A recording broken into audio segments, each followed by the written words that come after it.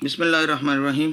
अज़ीज़ तलबा, हम अपना जूम का सेशन जो है वो कंटिन्यू नहीं कर पाए और उसकी वजह हमारे पास ये बन गई कि इंटरनेट का इश्यूज़ वो बाद में सही हो गया, लेकिन वो बार बार ज़ाहिरी बात है रिकनेक्ट तो नहीं कर सकते। फिर चूँकि वो सेक्शन चीज़ रिकॉर्ड भी करनी होती है, तो अगर वो 2-3 दफ़ा डिस्कनेक्ट होगा तो क्या 10-10 मिनट की मैं 3-4 रिकॉर्डिंग्स डालूँगा तो वो बहुत मुश्किल हो जाता है। इसीलिए मुझे प्री रिकॉर्डेड लेक्चर्स अच्छे लगते हैं कि बंदा आराम से सुकून से एक लेक्चर रिकॉर्ड करके और उसको जो है फिर वो अपलोड कर देता है। लाइव सेशन के अंदर इन इश्यूज़ की वजह से मुश्किल हो जाती है। फिर बच्चों को अटेंडेंस में भी इश्यूज़ होती है, कोई बच्चा उस वक्त अवेलेबल नहीं होता।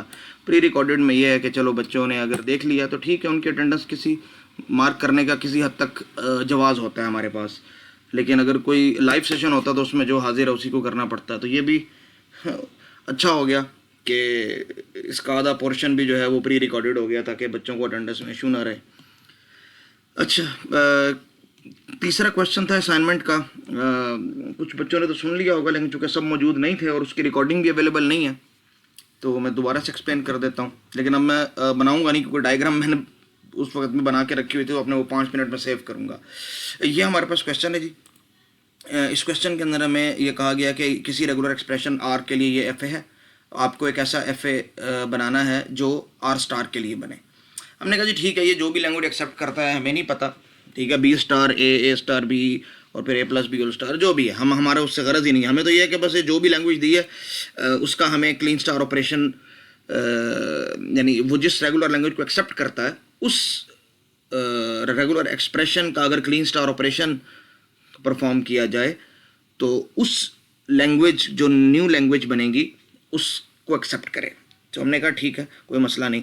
पहले तो ये कि पहला स्टेप होता है कि आप लास्ट वाले को फर्स्ट वाले के साथ ज्वाइन कर देते हैं और फर्स्ट वाले को आप बना देते हैं फाइनल स्टेट, ताकि एम्प्टी भी एक्सेप्ट हो जाए। और लास्ट वाले को फर्स्ट वाले से ज्वाइन इसलिए करते हैं ताकि आपके पास रिपीटिशन आ सकें, क्योंकि स्टार ऑपरेशन का मतलब ही एनी नंबर ऑफ रिपीटिशन आप कह लें। अब मसला इसमें यह आ जाता है, जो हम कई दफ़ा 4-5 दफ़ा उसको हम एड्रेस कर चुके हैं, कि अगर इनकमिंग एज होता है फर्स्ट स्टेट की तरफ तो उस सूरत में एक आइट्रेशन के अंदर लैंग्वेज बदल सकती है। एज अ होल तो बदलेगी, क्योंकि न्यू रेगुलर एक्सप्रेशन है तो न्यू लैंग्वेज बन रही है, लेकिन वो एक आइट्रेशन के अंदर भी लैंग्वेज जो है बदल रही होती है। तो उसको हैंडल करना पड़ता है हमें। उसको हैंडल करने के लिए हम इनिशियल स्टेट की तरफ अगर इनकमिंग एजेस होते हैं तो हम उसको 2 हिस्सों में स्प्लिट कर देते हैं। यहाँ हमने इस माइनस स्टेट को x1 और x2 के अंदर स्प्लिट कर दिया, इस स्टेट को x3 का नाम दे दिया और इसको x4 का नाम दे दिया। असल चेंज यहाँ पे हुई है। और उसका प्रोसीजर क्या होता है कि इन दोनों स्टेट्स में से एक स्टेट को तो हम प्लस माइनस लिख देते हैं, क्योंकि वो इनिशियल भी है और फाइनल भी है। दूसरे वाले से दोनों स्टेटस हम छीन लेते हैं। अच्छा, आउटगोइंग एजेस दोनों के एक जैसे होते हैं लूप के अलावा, तो यानी इनकमिंग एजेस के अलावा आउटगोइंग एजेस एक जैसे होते हैं। तो आउटगोइंग एजेस इनकमिंग के अलावा, कि ये वाला बी लूप इनकमिंग भी है, तो इस वजह से इसको मैं शामिल नहीं कर रहा, ये आउटगोइंग है, इसको शामिल कर रहा हूँ, ये ए है, तो ये दोनों से जाएगा। ठीक है, लूप या इनकमिंग एज जितने भी होंगे ये सब उसमें होंगे जिसको जो कि non initial non final state थी। और एट द एंड अगर लूप था तो फर्स्ट वाले से ये जो नॉन फाइनल और नॉन इनिशियल स्टेट है वहां तक उस लूप के लेवल का एक एज भी आएगा। अब हमारा काम हो गया, ठीक है। इसको हमने ट्रांसफॉर्म कर लिया इस फॉर्म में, और जितनी फाइनल स्टेट हैं उन सब से एक एम्प्टी आ जाएगा फर्स्ट स्टेट पे। ये तो इनिशियल, देखो पहली स्टेट से तो एज की ज़रूरत नहीं होती, क्योंकि वो तो पहले ही वहीं पे हैं, तो पहली से पहली पर कैसे जाएंगे, वो तो पहली पे हैं आप। इस वाली से आपने MTH के जरिए चल गए। MTH को मैंने यहाँ पे रेड एरो से किया, डिनोट किया, ताकि थोड़ा सा डिस्टिंक्शन रह जाए। इसके बाद हमने अपना सिंपल सा एल्गो रन करना है, जैसे हम पहले करते आए। ठीक है, कुछ पार्ट इसका हो गया था तो वहीं से मैं कंटिन्यू करता हूँ, समझा देता हूँ, रिवाइज कर देता हूँ। देखिए जी, x1 से हम स्टार्ट करेंगे, क्योंकि ऑफकोर्स हमारे पास स्टार्टिंग स्टेट यही है, एक ही है और होती भी यूनिक है। तो x1 से और पहली स्टेट एक ही जो कि ऑटोमेटा है, तो यही वाली स्टेट होगी जो इनिशियल स्टेट भी होगी हमारी। अच्छा, ए रीड करेंगे तो कहाँ पहुँचेंगे, x3 पे पहुँच के जी, x3 अगली स्टेट है और कहीं नहीं पहुँच सकते ए को रीड करके। x1 से ए को रीड करके सिर्फ x3 पे ही पहुँच सकते हैं, तो न्यू स्टेट की डेफिनेशन के अंदर सिर्फ x3 होगा। और इस तरह x1 से b रीड करके सिर्फ x2 पे पहुँच सकते हैं, और कहीं नहीं पहुंच सकते। तो इसलिए जो न्यू स्टेट बनेगी उसकी डेफिनेशन में सिर्फ यही x2 ही होगा।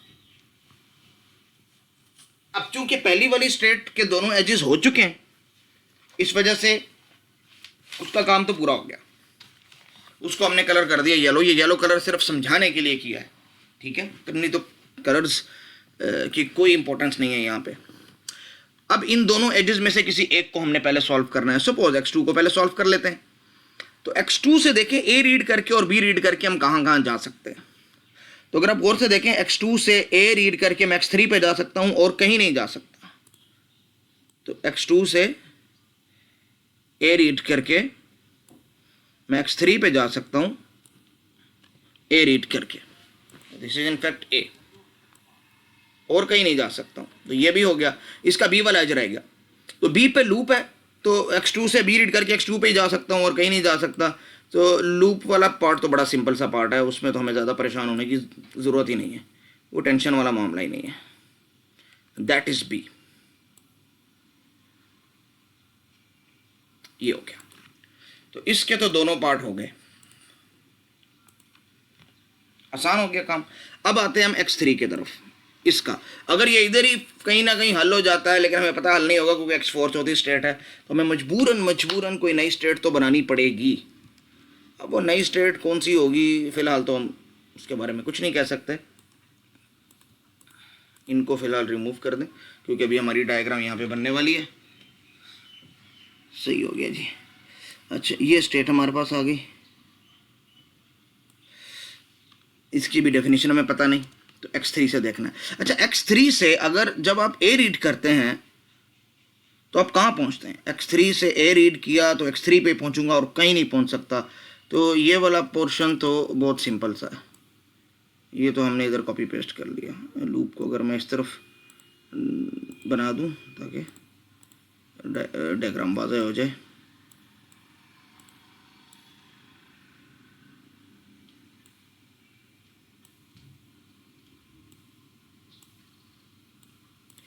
अच्छा, ये हो गया। अच्छा, x3 से अगर मैं b रीड करता हूँ तो कहाँ पहुँचता हूँ, असल मसला ये है। तो x3 से सपोज मैं b रीड करता हूँ तो मैं एक नई स्टेट पे जाऊँगा, उस स्टेट की डेफिनेशन के अंदर जो होगा वहाँ बाद में लिख लूँगा, लेकिन ऑफ कोर्स मुझे पता है कोई ना कोई नई चीज़ तो बननी है, तो उसको मैं प्रिडिक्ट कर सकता हूँ। अच्छा जी, अब हम इसमें लिखते हैं, हम लिखेंगे क्या, x3 से देखें, x3 से b रीड किया तो मैं पहुँचा x4 पे, तो x4 तो होगा ही होगा यहाँ पे। लेकिन उसके बाद एम्प्टी एज है तो एम्प्टी एज से x1 पे भी पहुँच सकता हूँ। इसका मतलब कि x4 के साथ x1 भी है। ये फ़र्क आ गया हमारे पास, x4 और x1, ठीक है। x3 से b रीड करके यहाँ पहुँचा और b रीड कर चुका हूँ, इसलिए अब मैं जहाँ जहाँ जाऊँगा तो समझे b रीड करने के बाद ही गया हूँ, तो उसको इंक्लूड कर सकता हूँ। वेल एंड गुड, ये हो गया हमारे पास। इसके दोनों एजेस भी हमारे पास हो गई थी। अब बारी आ रही है x1 x4 की। अब अल्लाह करे यहीं पे सिलसिला ख़त्म हो जाए, ठीक है। हमारी दुआ है, देखते हैं हमारी दुआ कबूल होती है कि नहीं। अल्लाह करे हो जाए, हो गई तो ठीक, नहीं तो सब्र शुक्र कर लेंगे भाई, हमें तो यही तालीम है, ठीक है जी। अच्छा जी, ये एक स्टेट हो गई। तो x1 x4, तो let's see what happens. x1 और x4, तो x1 को और x4 को असल में हमने देखना है अभी, इन दोनों को। तो मैंने ये असल में आसानी के लिए या इनको कलर अलग से कर लिया ताकि पता चले कि हम इनको भी देखना चाह रहे हैं, ठीक है, x1 और x4 को। अच्छा, x1 और x4 को अगर देखूं तो यहाँ से मैं a रीड करके कहाँ कहाँ पहुँच सकता हूँ वो मैं यहाँ पे लिख लूँगा, ठीक है। ये मेरे पास एक नई स्टेट गालिबन बनेगी, ना बनी तो हम इसको रिमूव कर देंगे, ठीक है। ये हो गया a रीड करने के बाद, और मोस्ट ऑब्वियसली जो मुझे लग रहा है मोस्ट प्रोबेबली बनेगी, तो बहरहाल देख लेते हैं क्या बनेगी। अच्छा, x1 x4, पहले x1 से देखते हैं। x1 से a रीड करने के बाद मैं पहुंच सकता हूं x3, ठीक है जी, x3, और कहीं नहीं पहुंच सकता। x1 की तो बारी हो गई, x4 की बारी। x4 से a रीड करने के बाद मैं कहाँ कहाँ पहुंच सकता हूं, देखें ये लूप है, तो a रीड करने के बाद मैं वापस x4 पे पहुंच सकता हूं, ये तो बहुत आसान था। और ये भी हो सकता है कि ये मैं लूप रीड करने के बाद x4 पे पहुंचा, अब चूँकि ए रीड कर चुका हूँ, उसके बाद MTH के जरिए जहां भी पहुंचूंगा उसको इंक्लूड करना पड़ेगा, तो X1 को भी इंक्लूड करूंगा। ठीक है जी। अच्छा, एक ऑप्शन ये था कि आप X4 के ऊपर हैं और आप MTH पहले रीड किया आपने और उसके बाद ए रीड करते हैं, तो आप X3 पे, तो X3 तो पहले से मौजूद है, तो जो चीज़ पहले से मौजूद है उसमें हमें ज़्यादा परेशान होने की ज़रूरत नहीं है। तो ये आपकी हो गई स्टेट, अगली न्यू स्टेट बन गई जहां आप पहुंच सकते हैं ए को रीड करके। अच्छा, बी को रीड करके भी हो सकता है कहीं हम पहुंच सकें, और मुझे लगता है कि एक नई स्टेट बनेगी। हो सकता है ना बने, ना बने तो बहुत अच्छी बात है, हम ज़्यादा खुश होते हैं स्टेट्स के ज़्यादा ना बनने पे, क्योंकि हमारा क्वेश्चन जल्दी ख़त्म हो जाता है। लेकिन अगर बन गई तो उस सूरत में ज़ाहिरी बात है हमारे पास राह फरार कोई नहीं, तो हमें जाना पड़ेगा। क्योंकि मैंने क्वेश्चन सॉल्व किया हुआ है, इसलिए मुझे पता है एक नई स्टेट बनेगी, तो ज़्यादा परेशान ना हो, आपको ज़ाहिरी बात देखना पड़ेगा।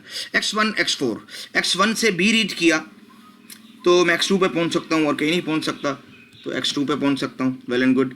अच्छा, बारी आती है X4 की। X4 से B रीड किया, तो B रीड किया तो एक ऑप्शन ये MTH लेके गया, यहाँ पे MTH चूँकि लेके गया हूँ, अभी तक B रीड नहीं किया है तो उसको शामिल नहीं करूँगा। इसके बाद B रीड किया तो X2 तो पहले से मौजूद है। दूसरा ऑप्शन ये है कि मैं पहले B रीड करूँ, तो B इधर से इस लूप से, तो B रीड मैंने किया तो मैं X4 पे पहुँचा, तो इसका मतलब X4 हमारे पास आ गया।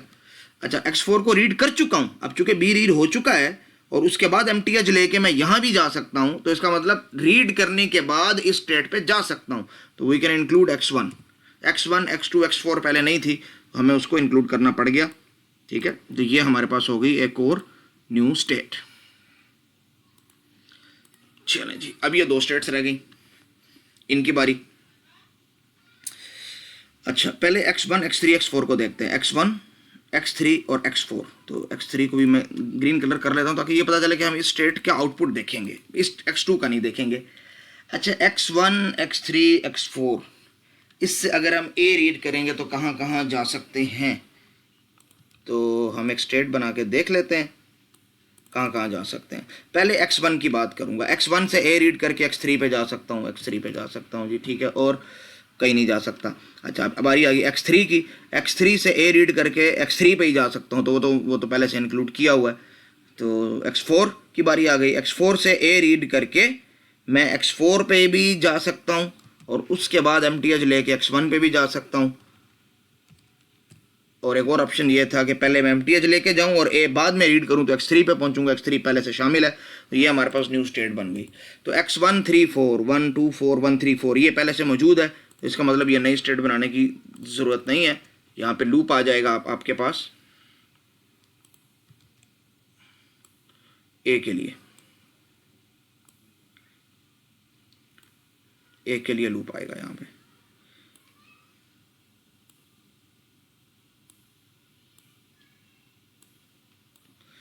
ठीक है जी,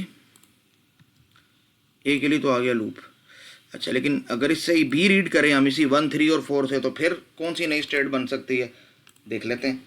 1 से अगर मैं B रीड करूं तो मैं जाता हूं X2 पे, X2 पे। अच्छा, और कहीं नहीं जा सकता, ठीक है। और X3 से अगर मैं B रीड करता हूं तो मैं X4 पे जा सकता हूं, तो X4, और B चूँकि रीड कर चुका हूँ तो रीड करने के बाद MTH लेके मैं X1 पे भी जा सकता हूँ, क्योंकि रीड कर चुका हूँ। रीड करने के बाद अब जहाँ भी जा सकते हैं इंक्लूड कर लेंगे। रीड करने से पहले MTH को अगर आप ट्रावर्स करते हैं तो फिर उस स्टेट को उस वक्त तक इंक्लूड नहीं करेंगे जब तक रीड करने के बाद आप नहीं गए, ठीक है। अच्छा, अभी X4 रह गया, X4 रह गया। X4 को B रीड करके कहाँ पहुँच सकते हैं आप, X4 पे ही पहुँच सकते हैं, X4 पहले से शामिल है। उसके बाद MTH लेके X1 पे पहुँच सकते हैं, X1 भी पहले से शामिल है। दूसरा ऑप्शन ये था कि आप MTH लेके पहले यहाँ जाते हैं फिर B रीड करते, X2 भी पहले से शामिल है। इससे अलावा और कोई पॉसिबिलिटी नहीं है कि X1 X2 X4 और X1 X2 X4 पहले से हमारे पास डिफाइन है। ये चीज़ हमारे पास पहले से चूँकि डिफाइन है तो हम सिंपली इसको इंक्लूड कर रहे हैं, ठीक है। दिस इज़ फॉर B, एक एज है B के लिए हमने इंक्लूड कर दिया। ये स्टेट अभी भी इसकी ज़रूरत नहीं पड़ी हमें, ठीक है।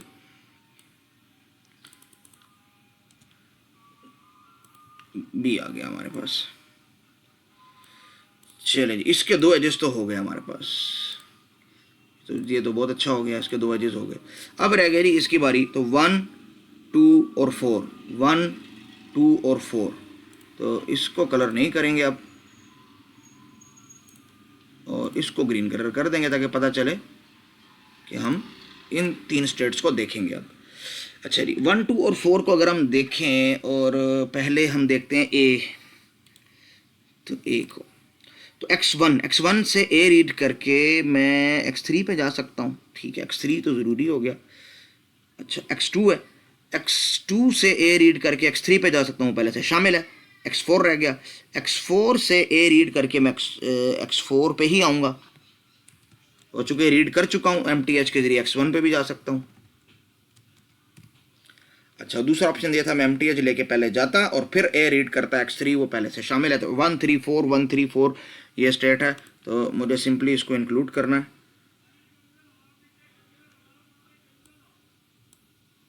And that will be for A। तो ये तो A का एज हो गया इसका। B के एज के लिए इसको देखना है ये कहाँ जाता है, तो B के एज को भी देख लेते हैं, डिफाइन करके देख लेते हैं। अच्छा, x1 से B, तो ये जाएगा x2 पे, तो x2, अच्छा जी, और कहीं नहीं जा सकता, देखें x1 से B रीड किया, यहाँ आया, बस B रीड करके इधर ही जा सकता है। अच्छा, x2 है, तो x2 से B रीड करके भी x2 पे ही जाएगा, कोई लूप है और कहीं नहीं जा सकता। x2 पहले से शामिल है, x4 की बात करें तो x4 पे भी आएगा, और MTH रीड करके x1 पे भी, तो इसके अंदर x4 भी है और इसकी डेफिनेशन के अंदर x1 भी है। और अगर हम चाहें तो पहले MTH रीड करें और फिर हम B रीड करें, तो x2 पहले से शामिल है, तो 1 2 4 ये खुद है, नई स्टेट बनाने की ज़रूरत नहीं है, you just need a loop.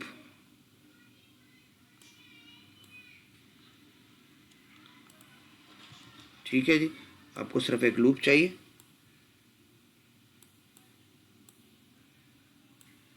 And nothing more.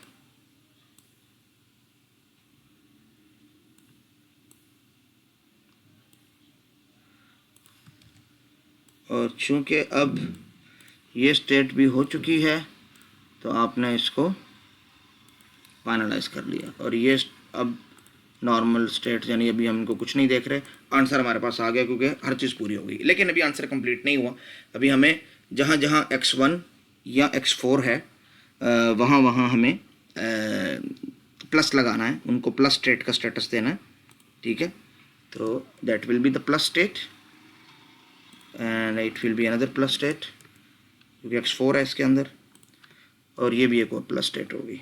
लें जी, अब हाँ, अब हमारा आंसर मुकम्मल हो गया, ये आपका आंसर है। अच्छा, ये तो था असाइनमेंट वाला पोर्शन। अब पिछले लेक्चर के अंदर हमने पंपिंग लेमा की बात की थी एज अ थ्योरम, और उसके दो वर्जन्स पढ़े थे, तो हमने कहा था कि 4 लैंग्वेजेस हैं टोटल जो हमने उसके अंदर देखी थी, न्यू लैंग्वेजेस, जिनमें से एक को तो यानी a power n b power n यानी equal number of a's followed by equal number of b's को तो हमने प्रूफ कर लिया था कि वो नॉन रेगुलर है, ये कि we have shown that language a and b and is non regular, ये पूरा लेक्चर उसके ऊपर भरा हुआ है। अब कहते हैं कि 3 लैंग्वेजेस और रह गई थी, एक इक्वल थी, एक पैलिंड्रोम थी, एक थी प्राइम। तो आपकी बुक के अंदर ये तीनों चीज़ें असल में बताई हुई थी, मैंने आपको कहा था ये 2-3 पेजेस ही हैं, उसी के अंदर ये सब कुछ दिया हुआ है। तो पहले इक्वल लैंग्वेज को देख लेते हैं। अच्छा, इक्वल लैंग्वेज और ए एन बी एन के अंदर फ़र्क था। फ़र्क क्या था कि ए एन बी एन के अंदर क्या था, equal number of a's followed by equal number of b's, things are in order, पहले एज आएंगे फिर उतने ही बीज आएंगे, तो ऑर्डर है पहले ए फिर बी। और इक्वल के अंदर क्या है कि भाई ऑर्डर शॉर्डर कोई नहीं, there must be equal number of a's and b's in any order. तो ए बी हो सकता है, बी ए भी हो सकता है, ए बी भी हो सकता है, बी ए बी हो सकता है, ए बी भी हो सकता है, बी ए बी भी हो सकता है, एनी पॉसिबिलिटी। एम्प्टी स्ट्रिंग तो वैसे ही शामिल है दोनों में। अब कहते हैं कि how will you prove that the language equal it is also a non regular language. तो हमने कहा जी ठीक है, देख लेते हैं। पहले तो ये है कि इक्वल लैंग्वेज के अंदर ये स्ट्रिंग्स हैं, बुक के अंदर बड़ा सिंपल और बड़े आसान से ये सॉल्व हुआ हुआ। तो कहते हैं कि ये एक चीज़ तो आप ये देखें कि ये लैंग्वेज ए एन बी एन जो हमने पहले प्रूव की कि नॉन रेगुलर थी, तो वो लैंग्वेज असल में है क्या। अगर यहाँ ज़रूरत पड़ेगी कुछ चीज़ों के लिखने की, इसलिए कहते हैं कि इक्वल लैंग्वेज एक सुपर सेट है, उसके अंदर हर वो स्ट्रिंग मौजूद है जिसमें नंबर ऑफ एज एंड बीज इक्वल है, चाहे वो ऑर्डर में हो या रिवर्स ऑर्डर में हो, यानी जिसमें ए पहले हो बी बाद में हो, या बी पहले हो ए बाद में हो, या दोनों का मिक्सचर हो, कभी ए हो कभी बी हो, कुछ भी हो। तो ये एक सुपर सेट है, इक्वल एक सुपर सेट है जिसके अंदर ए एन बी एन के सारे एलिमेंट्स यानी ऑर्डर्स के अलावा अनऑर्डर्स भी हैं, equal number of a's and b's. ठीक है, ए एन बी एन के अंदर तो ये सिर्फ ऑर्डर्ड है ना, तो कहते हैं कि ये सुपर सेट है, इसके अंदर सब कुछ है, और इस ए एन बी एन के अंदर सब कुछ नहीं है, सिर्फ ऑर्डर्ड हैं। तो अगर हम इक्वल लैंग्वेज जिसके अंदर equal number of a's and b's हैं in any order, whether they are in order और they are in not, whether they are mix, जिस तरीके से भी हो, उसका अगर इंटरसेक्शन ले लें ए स्टार बी स्टार, यानी इसमें से वो जिनके अंदर ऑर्डर है ये सब हैं, और इंटरसेक्शन हम ले रहे हैं सिर्फ उनका जो ऑर्डर के अंदर आएंगे। ठीक है, यहां कोई भी नंबर हो सकता है एज ऑन बीस का, लेकिन इंटरसेक्शन चूंकि हमने इससे लेना है तो ए प्लस बी प्लस वाले भी वही शामिल होंगे अगले सेट के अंदर जिसमें नंबर इक्वल होगा। ठीक है, इंटरसेक्शन का मतलब दोनों की कॉमन प्रॉपर्टीज। तो अब ए स्टार बी स्टार का मतलब ये होता है कि any number of a's followed by any number of b's, order यहां से आ गया और equal number of a's and b's यहां से आ गया। तो जब इंटरसेक्शन किया तो ordered equal number of a's and b's result आ गया आपके पास। ठीक है, तो ये लैंग्वेज को हम इस तरीके से भी मैथमेटिकली डिफाइन कर सकते हैं, एंड वी नो हाउ। अब कहते हैं कि हमने एक थ्योरम पढ़ा था, थ्योरम ये था हमारे पास कि the intersection of two regular languages is also a regular language. ठीक है, हमें पता है कि a star b star regular है। ठीक है, अच्छा, और हमें पता है कि a n b n non regular है। ठीक है, ये लैंग्वेज रेगुलर है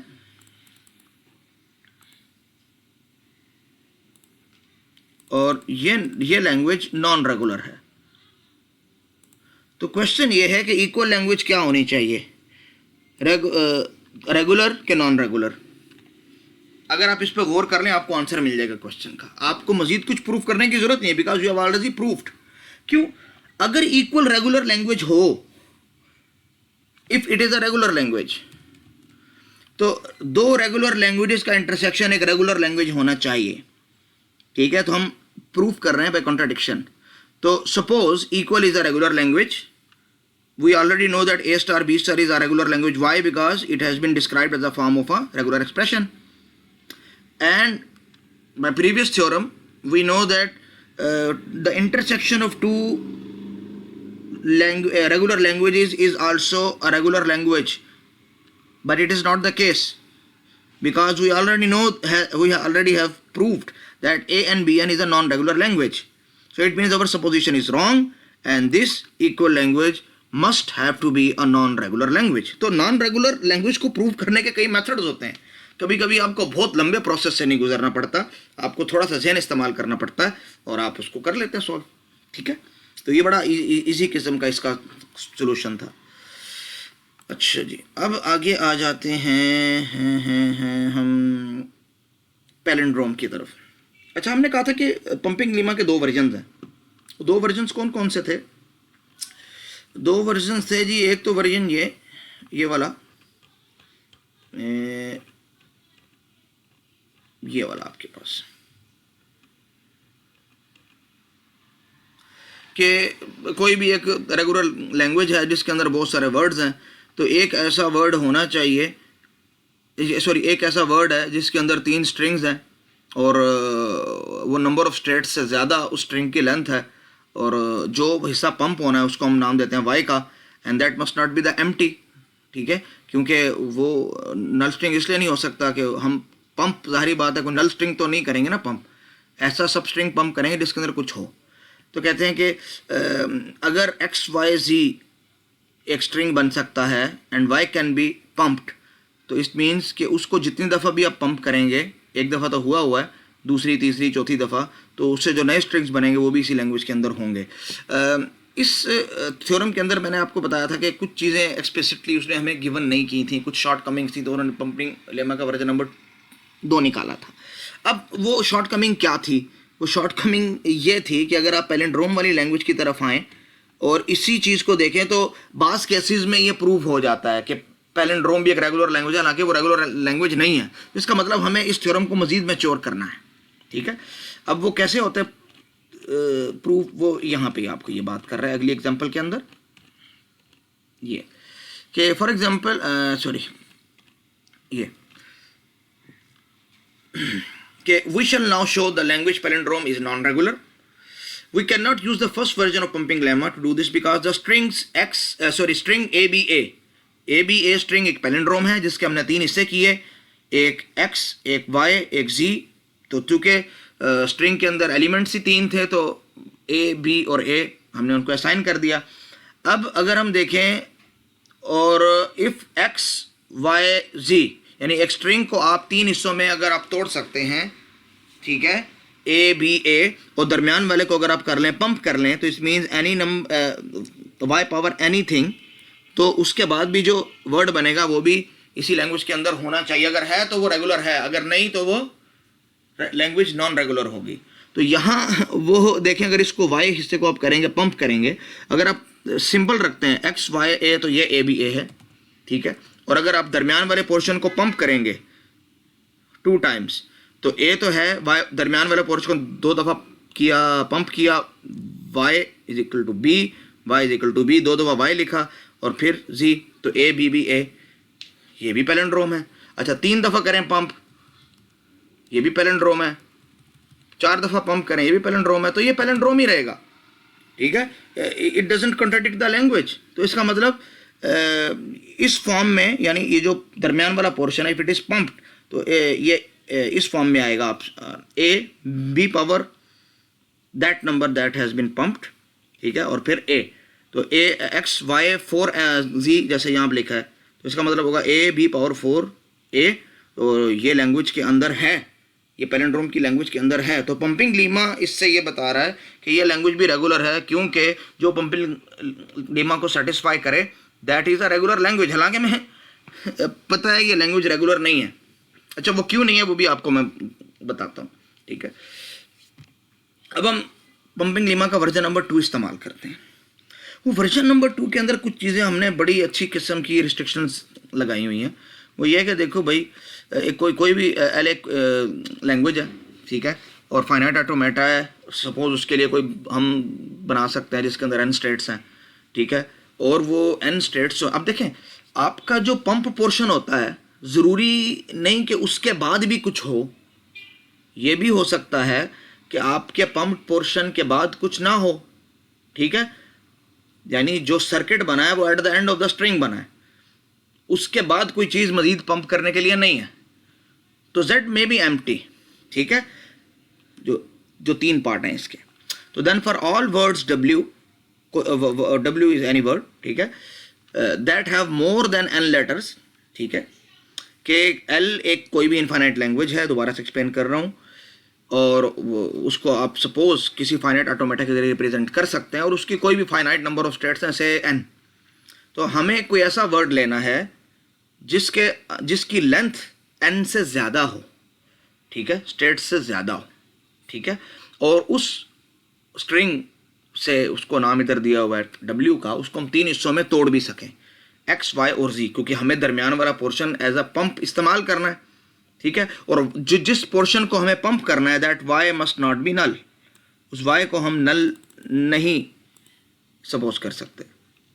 और आखिरी वाला पोर्शन चूंकि नल हो सकता है कि पंप करने के बाद को हो सकता है सर्किट एट द एंड बन रहा हो और बाद में हमें कोई चीज़ नहीं चाहिए, तो असल में तो लेंथ X और Y की देखनी है कि पहले जो 2 सब स्ट्रिंग हैं उनकी लेंथ नंबर ऑफ स्टेट से ज़्यादा नहीं होनी चाहिए,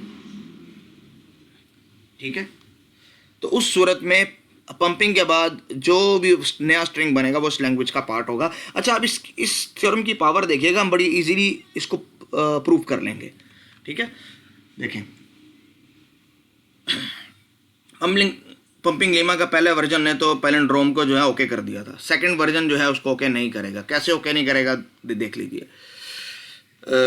एक हम सपोज करते हैं कि जी पैलिंड्रोम एक रेगुलर लैंग्वेज है, तो जी अच्छा अगर है तो उसके लिए कोई फाइनाइट ऑटोमेटा बनना चाहिए। जी बिल्कुल है जी, फाइनाइट ऑटोमेटा बनेगा उसके लिए। अच्छा अगर बनेगा तो उसके अंदर कोई फाइनाइट नंबर ऑफ स्टेट्स होंगी, बिल्कुल होंगी।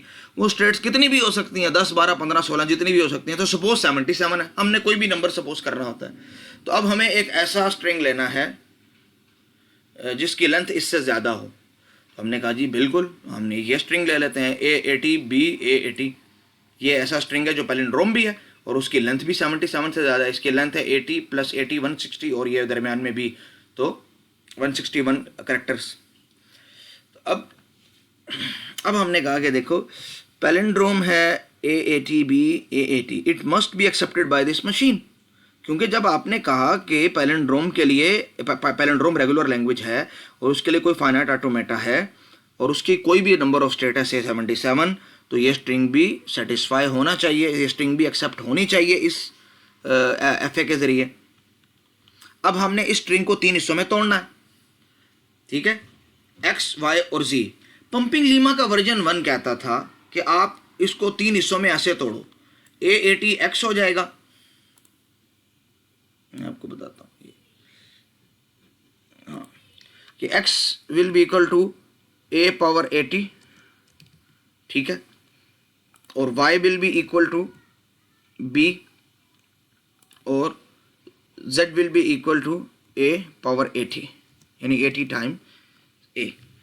तो अब पंपिंग लीमा का वर्जन 1 कहता है कि ये 3 पोर्शन में मैंने आपको इसको कर दिया है, डिवाइड कर दिया है। इसको पंप करके देख लो, अगर पंप करने के बाद भी वो वर्ड इसी लैंग्वेज का है तो समझो ये ऑटोमेटा इसी का है, तो ये रेगुलर है। अगर नहीं तो समझो इसका ऑटोमेटा नहीं है। जब ऑटोमेटा नहीं है तो वो लैंग्वेज रेगुलर ही नहीं है। तो पंपिंग लीमा का वर्जन 1 कहता है जी ये 3 हिस्से आपने कर लिए, दरमियान वाले को करो पंप। अब अगर आप देखो A80 और B को जितनी दफ़ा भी करोगे पंप और उसके बाद A80, तो ये एक सिमेट्री रहेगी, तो ये पैलिंड्रोम रहेगा। यही शॉर्ट कमिंग थी वर्जन 1 के अंदर कि हमें उसकी जो 3 हिस्सों में तोड़ना है वो इस तरीके से नहीं तोड़ना। उसको मजीद हमने रिफाइन किया था वर्जन नंबर 2 के अंदर। वो क्या किया था कि पहले 2 सब स्ट्रिंग्स की लेंथ ये n से ज़्यादा नहीं होगी। अच्छा इसका मतलब यहाँ देखें ओरिजिनल वर्जन 1 के अंदर क्या था, इसकी लेंथ 80, इसकी 181 लेंथ है, ठीक है। ये तो एक्सीड कर गई 77 स्टेट से। हमने कहा नहीं, इस 77 से आगे नहीं जाना, 77 या इससे कम। हमने कहा फिर क्या करें? आपने कहा जी बिल्कुल इसको आप रिफाइन करें, ये काम नहीं चलेगा। हमने कहा जी कैसे चलेगा? यहाँ पे हम वर्जन नंबर 2 के मुताबिक रिफाइन करते हैं। अब हमारे पास 80 ए हैं, फिर एक बी है, फिर 80 एज हैं, तो इस और अब ये तो बहुत ज़्यादा एज है, तो एक्स किसके बराबर होगा? हमने कहा जी देखें आपको पता है, पहले तो आप देखें कि ये कितने एज हैं। ये एज जो हैं ये 80 एज हैं, उसके बाद बी है और फिर एज हैं और ये एज 80 हैं। मैं डॉट डॉट डॉट लगा के बता रहा हूँ। अब यहाँ तक है 80 इस जगह का, जहाँ तक इस वक्त कर्सर है, और हमें 77 जो स्टेट्स हैं, तो एटमोस्ट 77 करेक्टर्स एक्स और वाई के अंदर होने चाहिए, ठीक है। बाकी सारा होगा जेड के अंदर। तो ये 80 हैं, तो ये 80 से एक कम किया 79, ये 78, ये 77। तो अब ये जो सारा पोर्शन है इसके बाद वाला ये है जेड के अंदर, Z is equal to this portion, और ये जो पोर्शन है इसमें एक्स भी है और वाई भी है। अब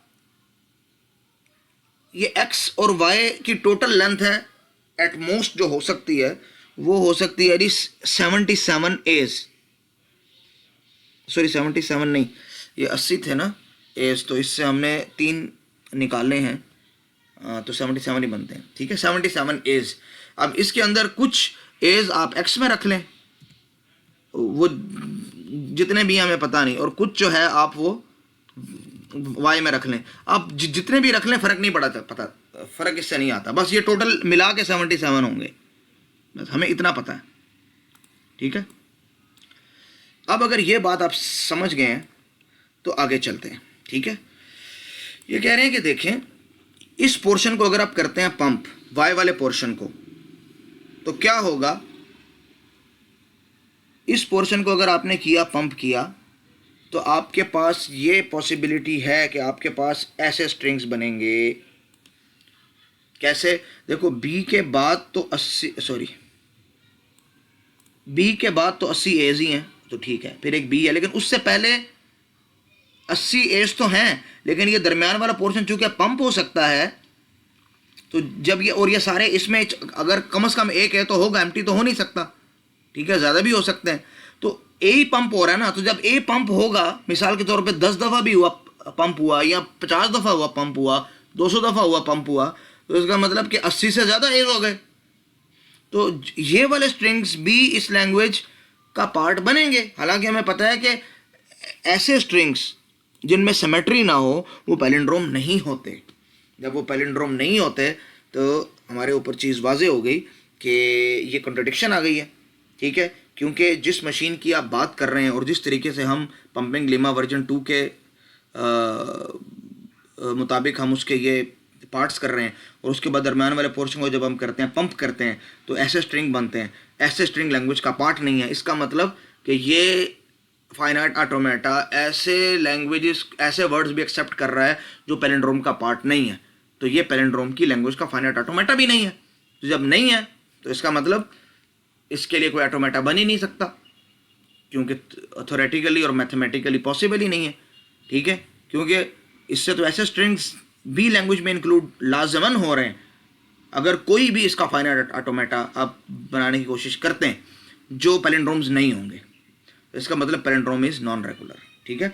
इसको अच्छी तरह समझ लेना, थोड़ा सा ट्रिकी है, टेक्निकल भी है।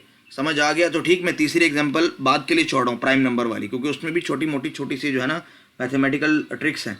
तो आप इसको समझ लें। समझ ना आए तो मैं इसको किसी अगले लेक्चर के अंदर बाकायदा स्लाइड्स की सूरत में इंक्लूड कर दूंगा, ठीक है। तो आप लोग मुझे बताइएगा कि क्या करना है। अगर ये समझ में आ गया तो बहुत अच्छी बात है, अगर नहीं आया तो मैं स्लाइड्स की फॉर्म में इसको इंक्लूड करूँगा ताकि आप पे चीज़ ज़्यादा वाज़ेह हो जाए, ठीक है बच्चों। अल्लाह हाफिज़।